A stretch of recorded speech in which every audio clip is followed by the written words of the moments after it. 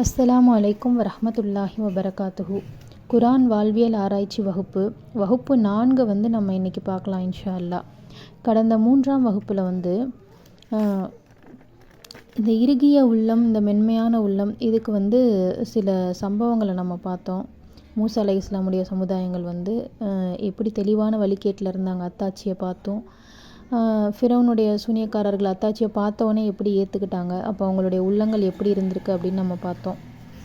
இந்த வகுப்பில் குரானால், இந்த நம்ம வாசிக்கக்கூடிய குரானால் நம்ம பயனடையணும் அப்படின்னா நமக்குள்ள 4 தகுதிகள் இருக்கணும் அப்படிங்கிறத நம்ம பார்க்கலாம்.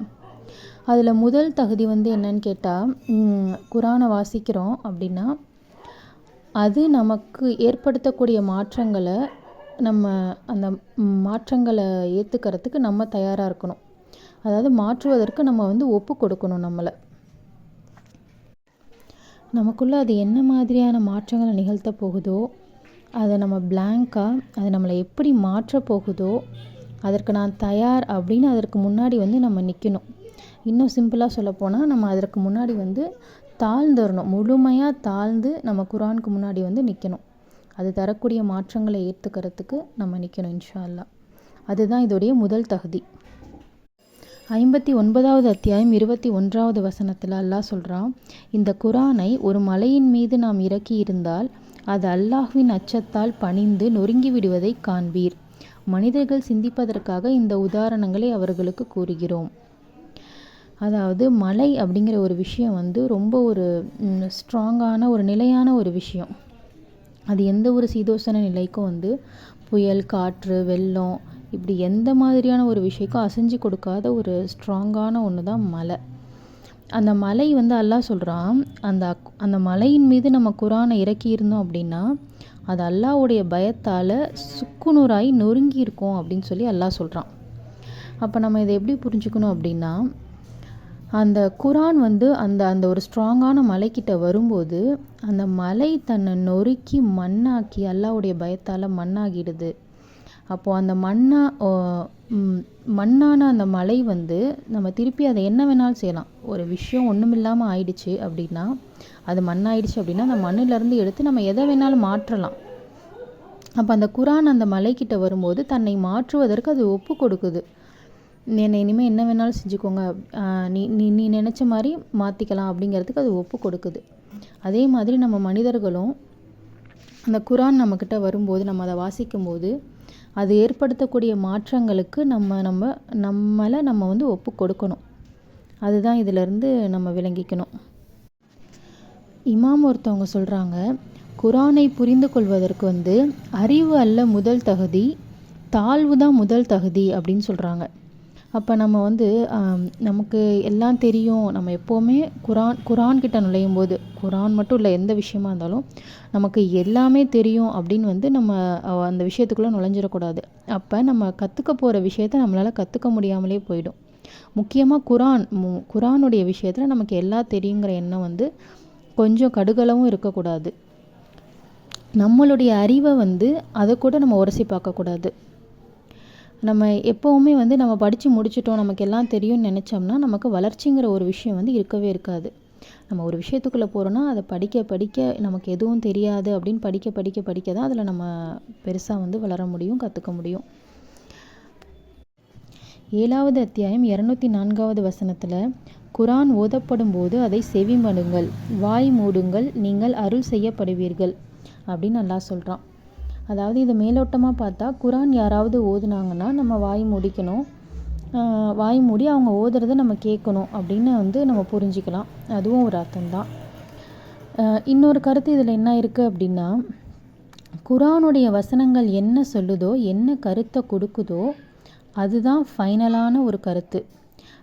நமக்குன்னு ஒரு சில சிந்தனைகள், நமக்குன்னு ஒரு கருத்துக்கள் இருக்கும். அந்த கருத்தை எடுத்துகிட்டு போய் நம்ம அந்த குரானுடைய கருத்தோடு உரசி பார்க்கக்கூடாது. அந்த குரானுக்கு எதிர்த்தரப்பில் நின்று நம்ம அந்த கருத்தோடு மோதி பார்க்கக்கூடாது. குரான் கூறுறது தான் ஃபைனலான டிசிஷன் அப்படின்னு சொல்லி நம்ம அப்படியே அதை ஏற்றுக்கணும். அதுக்கு நம்ம கீழ்ப்படிஞ்சு நடக்கணும். அதுதான் இதோடைய அர்த்தம். குரானுக்கு முன்னாடி நம்ம முழுவதுமாக தாழ்ந்து அது கொடுக்கக்கூடிய மாற்றங்களுக்கு நம்ம மாறுவதற்கு ஒப்புக்கொண்டு நம்மளை வந்து நம்ம குரானை அணுகணும். இதுதான் நம்மளுடைய முதல் தகுதி. அடுத்து 2ஆம் தகுதி என்னன்னு கேட்டால், முன்முடிவுகளுடன் நம்ம வந்து குரான் கிட்ட செல்லக்கூடாது. முன்முடிவுகள் அப்படின்னா பொதுவாக மனுஷங்க கிட்ட தான் வந்து முன்முடிவுகள் இருக்கும். அவர் அப்படி, இவர் இப்படி அப்படிங்கிற மாதிரி நம்ம மனிதர்களை வந்து ஒரு முடிவு செஞ்சு வச்சுருப்போம். அந்த மனிதரை பார்க்கும்போதே இவரா இப்படி தான்ப்பா அப்படின்னு சொல்லிட்டு நம்ம அதற்கேற்றாப்புல அவர்கிட்ட நடந்துக்குவோம். இன்னொரு வேற ஒரு மனுஷங்கிட்ட இவரா இப்படி அப்படின்னு சொல்லி அதுக்கேற்ற மாதிரி நம்ம நடந்துக்குவோம். குரானை பொறுத்த வரைக்கும் எந்த ஒரு முன்முடிவுகளுடன் இந்த குரானிடம் நம்ம வந்து செல்லக்கூடாது. இப்போ ஒரு எக்ஸாம்பிளுக்கு சொல்லணுன்னா, ஒரு வெஸ்டர்ன் பல்கலைக்கழகத்தில் ஒரு ஆராய்ச்சி நடத்தியிருக்காங்க. எலிகள் வச்சு ஒரு ஆராய்ச்சி நடத்தியிருக்காங்க. அதில் ஒரு மாணவர்களை கூப்பிட்டு ஒரு 2 குரூப் ஆஃப் எலிகளை வந்து கொடுத்துருக்காங்க. இந்த குரூப் உள்ள எலிகள் வந்து நல்ல எலிகள், ஒரு 15 எலிகள் வந்து இந்த குரூப்பில் இருக்க சில எலிகள் நல்ல எலிகள், இன்னொரு குரூப்பில் இருக்கிற எலிகள் வந்து அடம் பிடிக்கிற எலிகள், சொன்ன பேச்சு கேட்காது அப்படின்னு சொல்லி கொடுத்துட்டாங்க. 15 நாள் வளர்த்து பார்த்து இதோட ரிசல்ட்ஸை கொடுங்க அப்படின்னு சொல்லி அந்த மாணவர்கள்ட்ட ஒப்படைக்கிறாங்க.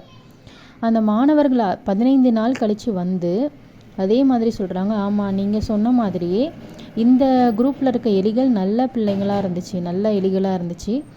அதே இந்த குரூப்பில் இருந்த எலிகள் வந்து ரொம்ப அடம்பிடிக்கக்கூடிய, சண்டித்தனம் பண்ணக்கூடிய எலிகளாக இருந்துச்சு அப்படின்னு அவங்க வந்து சொல்கிறாங்க. ஆனால் என்னன்னு கேட்டால், அவங்க ஒரு காட்டிலேருந்து ஒரு ரேண்டமாக எல்லா எலிகளையும் பிடிச்சிட்டு வந்து தான் போட்டிருக்காங்க. தனியாக வகுத்துலாம் அதை வந்து அவங்க செய்ய கிடையாது. அப்படி கொடுத்து அவங்க அந்த மாணவர்கள்ட்ட சொன்னோடனே அந்த மாணவர்கள் அதே மனநிலையோடு அந்த எலிகளை வந்து வளர்க்குறாங்க. அப்போ இந்த இடத்துல வந்து மாணவர்களின் மனநிலை தான் இங்கே பேசும் பொருள். எல்லா எலிகளுமே ஒரே மாதிரியான எலிகள் தான். நம்ம எந்த மாதிரியான முன்முடிவுகளுடன் ஒரு விஷயத்தை அணுகிறோமோ நமக்கு ரிசல்ட்ஸ் வந்து அதே மாதிரி தான் கிடைக்கும். ஆனால் குரான் வந்து அப்படிப்பட்டதில்லை. நமக்கு குரான் இறைவன் என்ன சொல்லியிருக்கானோ நம்ம 100% வந்து அதை நம்ம ஏற்றுக்கணும். அப்படின்னா நம்ம எந்த ஒரு முன்முடிவும் இல்லாமல் செல்லும்போது தான் நம்ம வந்து அதை அப்படியே நம்மளால் வந்து உள்வாங்கிக்க முடியும். இன்னும் ரசூல்லா வந்து யார்கிட்டையுமே முன்முடிவுகளோடு அணுகவே மாட்டாங்களாம் அவங்களுடைய வாழ்க்கையில் வந்து. அடுத்து 3ஆவது தகுதி என்னன்னு கேட்டால், நம்ம செவியேற்கிற விஷயத்தை வந்து, அதாவது கேட்கக்கூடிய விஷயங்களை செயல்படுத்தணும் அப்படிங்கிற எண்ணத்தோடு நம்ம இருக்கணுமா. 39வது அத்தியாயம் 18வது வசனத்தில், அவர்கள் சொல்லை செவிமடுத்து அதில் அழகானதை பின்பற்றுவார்கள், அவர்களுக்கே அல்லாஹ் நேர்வழி காட்டினான், அவர்களே அறிவுடையவர்கள்.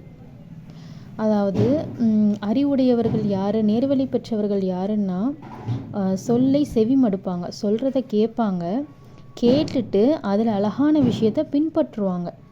அப்போ கேட்டலும் பின்பற்றலும் சேர்ந்து இருக்கிறவங்க தான் நேர்வழி பெற்றவங்க அப்படின்னு நல்லா வந்து சொல்கிறான். அப்போது நம்ம கேட்கக்கூடிய விஷயங்களை பின்பற்றக்கூடியவங்களாக இருக்கணும். அந்த எண்ணத்தோடு தான் நம்ம வந்து குரான் அணுகணும், குரானை படிக்கணும். அப்போ குரான் வந்து நமக்கு பயன் தரும் இன்ஷா அல்லாஹ். அஸ்ஸலாமு அலைக்கும்.